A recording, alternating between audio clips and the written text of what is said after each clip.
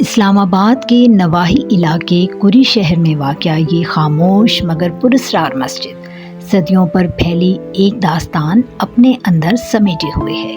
ایک ایسی داستان جو تاریخ، عقیدت اور سوال کی گواہ ہے۔ روایات کے مطابق اس مسجد کی بنیاد تقریباً 1200 سال قبل 1998 ہجری میں رکھی گئی۔ مسجد کی دیوار پر نصب ایک قدیم تختی جس پر فارسی زبان میں عبارت کندہ ہے، اس کے شاندار ماضی کی جھلک پیش کرتی ہے۔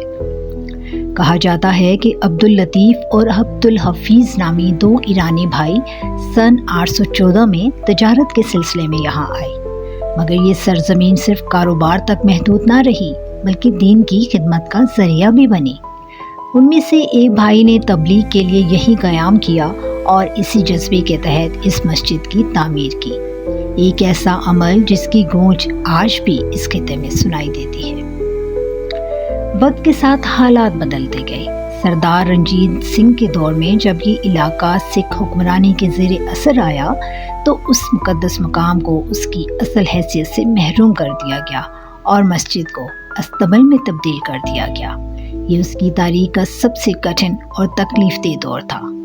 بعد ازاں تقریباً 200 سال بعد جب محمود غزنوی نے پوٹھوہار کا رخ کیا تو یہ علاقہ گھنے جنگلات میں گھرا ہوا تھا، انسانی آبادی نہ ہونے کے برابر تھی اور یہ مسجد بھی وقت کی گرد میں کہیں گم ہو چکی تھی۔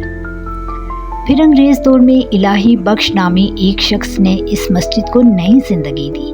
اس نے اسے صاف کیا، آباد کیا اور یہاں دوبارہ نماز کا سلسلہ شروع کیا۔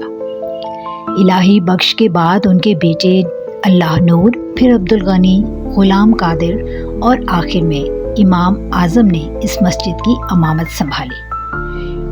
اس خاندان نے لگ بھگ 150 سال تک اس مسجد کی خدمت اور امامت کا فریضہ انجام دیا۔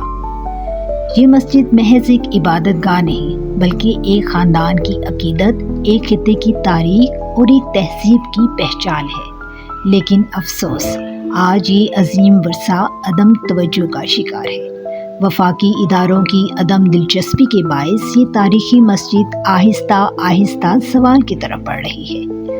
سوال یہ ہے، کیا ہم اپنی تاریخ کو یوں مٹتا ہوا دیکھتے رہیں گے یا پھر اس ورثے کو بچانے کے لیے کوئی قدم اٹھائیں گے؟